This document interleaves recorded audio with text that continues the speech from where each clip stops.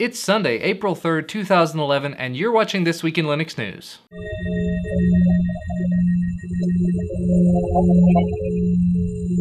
Now, I normally wouldn't start a video off this way, but I do have to point it out because there are just a few days left. If you remember, I created a video a little while back for the YouTube Next Up contest. Well, I found out just the other day that I've been accepted into the semifinals for this. That's where the audience actually comes in. If you can go to bit.ly/twilnextup, and I'll have this link in the source code below, you can see the video that I submitted to the contest, and every day until the 8th of April, if you do like the video and if you want to help support me, I would appreciate it if you'd give it a thumbs up there. The top 50 people voted for from the Next Up semifinalists will progress on, and the top 25 from there will actually be the Next Up contest winners. So I'm keeping my fingers crossed at this point, and I would really appreciate your support. But on to the news. This week included April 1st, which is of course April Fool's Day for the grand majority of people that choose to celebrate it. A couple of open source projects decided to embrace it as well. If you went to the websites of Debian, OpenSUSE, Gentoo, Arch Linux, or GRML, and I'm not familiar with that one, on April 1st, you were redirected to a site called the Canterbury Project, which was basically saying that they were all going to combine their efforts and have one unified distribution. While that may be an excellent idea, they're already working on combining some efforts between different distributions, so they don't want to create one unified distro, but they are sharing some ideas and some concepts. Additionally, a mailing was put out to the GNOME 3 mailing list saying that they were going to be pushing back the release date until September 2011. If you've been following GNOME 3 for a while, you know that pushing it back 6 months is something they've had to do in the past, and it wouldn't be surprising for it to happen again. However, they did come out and say that that was an April Fool's Day joke as well. They are very confident that this 3.0 release is going to be a good one, and hopefully a well-received one. And let's move on to the true news, the real news, starting off with some distro releases. Of course, the big hot topic this week, Ubuntu 11.04's Beta 1 became available. If you hadn't seen it already, I made a video last night about the Beta 1, just showing off some of the new features and just the performance and everything. If you'd like to take a look at that, look for the link down in the source code below, and I'll put a little annotation over here as well. Foresight Linux version 2.5 officially released this week as well. I'm extremely excited to see this, and according to their release notes, they do have the latest and greatest of all the available stable software, such as GNOME 2.32, the latest version of KDE, the latest version of XFCE. They've got several different spins of their distro available now. So if you've been waiting for a chance to try it out, now it is considered stable, and it should be rolling release from now on. So if you'd like to try it, go ahead and give it a download. And since we mentioned Ubuntu having a release earlier, I got a message earlier this week from the Pinguy OS developer saying that his Alpha 1 was now available. The Alpha 1 is going to be based on Ubuntu 11.04, however, it's going to be using the standard GNOME 2.32 panels instead of the Unity interface. When I find some time, I'm definitely going to try out Pinguy OS 11.04. Time is just a bit short for me at the moment. And speaking of Ubuntu-based distributions, another one had an initial release this week. Elementary OS version 0.1 released. The one thing that makes this one unique is the Elementary OS people are creating their own desktop environment to put on top of it, if I've read correctly. They've created some Nautilus elementary things, they've created a bunch of... If it has the word elementary in it, as far as theme or application, they probably had something to do with it, and there's a very good chance it's going to be included in this distribution.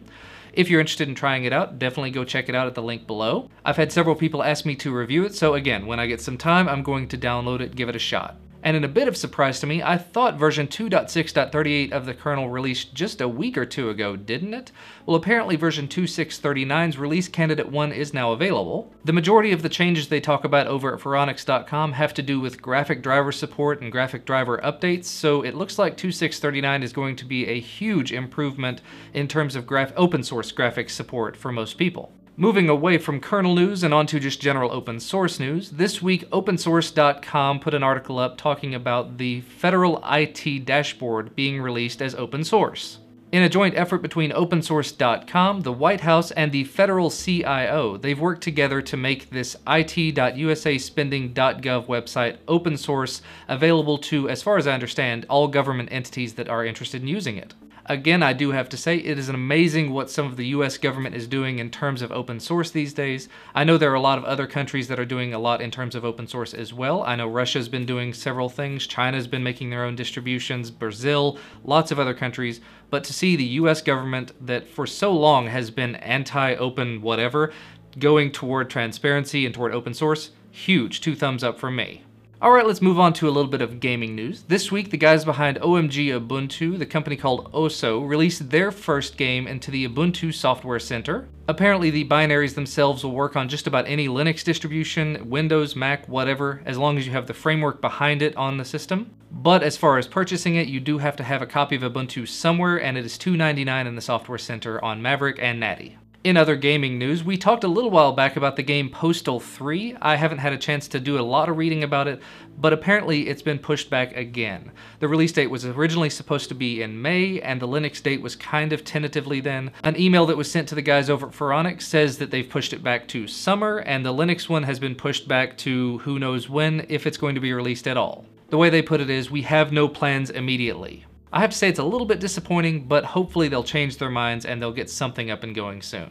And the last bit of gaming news to talk about, this week the OpenMW project unveiled Open Morrowind version 0.10, which is available for Linux. The main goal of this is to create an open source 3D game engine to bring the immensely popular Morrowind game, the Elder Scrolls game, to Linux. So if you're a fan of role-playing games, and if you're a fan of Morrowind specifically, it might be worth taking a look at it. I watched the video they had embedded on OMG Ubuntu's website, and it definitely looks like a great engine. Hopefully they'll be able to make it work with Morrowind and we'll get a decent RPG on Linux. However, in a bit of a downer in terms of desktop environment news, Mark Shuttleworth may have inadvertently announced that Ubuntu 11.10 is not going to support the classic GNOME interface. There was an accessibility bug filed against 11.04, and Mark Shuttleworth commented on it, basically saying that they've made some significant progress toward accessibility with 11.04, and they're working on having perfect accessibility before 11.10. He says that's okay because they'll have the classic desktop to fall back on in 11.04, but by 11.10 it's not going to be there. I'm not sure how you feel about that. I know there are a lot of people that are going to be relying upon that classic desktop, but hopefully within the next 6 months, all of the new upcoming desktops will make some significant progress. Hopefully people will start getting used to the new ones, to Ubuntu Unity and to GNOME Shell GNOME 3. Alright, that's enough desktop environment news. Let's move on to the rest of it, which is Android news. This week, if you hadn't noticed it already, Amazon unveiled their new music service and their cloud-based storage service, which are going to work hand in hand. This is not technically Linux-related news, but it is Android-related in that they say it's going to work on PC, Mac, and Android, but it doesn't actually mention iOS. It's definitely an odd stance for Amazon not to be supporting iOS out of the box, but also it's a huge step in a good direction for Android. Speaking of Amazon, their Android App Store is now allowing people to test drive applications before buying or downloading them. I took a look earlier and it looks like there's only about 12 to 16 that you can actively test drive right now, but they do seem to work very well and they work on Linux. It's entirely done throughout the web browser, so if you haven't tried it already, go to Amazon.com, look at their App Store, and see what apps are available to test drive. In some other big Android news, this week the Android developers blog announced that in-app billing is now available. We talked about it a little while back as it had been announced, but it was not available yet. It's now available for all new applications. According to the Android developers blog, there are already several apps using it, such as Tap Tap Revenge, Gun Bros, Deer Hunter HD, and I'm sure it's just a matter of time before a lot of other applications start using it. I really could see this being useful for something like a news app, something like the New York Times or Wall Street Journal or whatever else. And the last bit of Android news and the last bit of news in general I'd like to cover, this week an unofficial build of 2.3 Gingerbread for the Droid X and the Droid 2 became available. Not only that, the kind people over at My Droid World have rooted it, they've deodexed it, basically they've done a lot of stuff to it to make it more usable for the everyday average end user.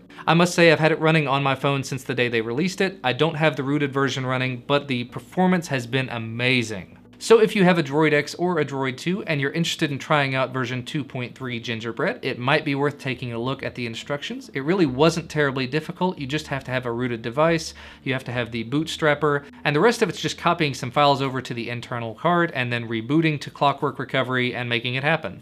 But that's all the news I have for you today. I have to remind you again, please go over to bit.ly/twilnextup and give me a thumbs up for my video every day for the next few days until April 8th to help me in the YouTube Next Up contest. I would greatly appreciate it if you did. But as always, thank you so much for watching, and I will see you next time.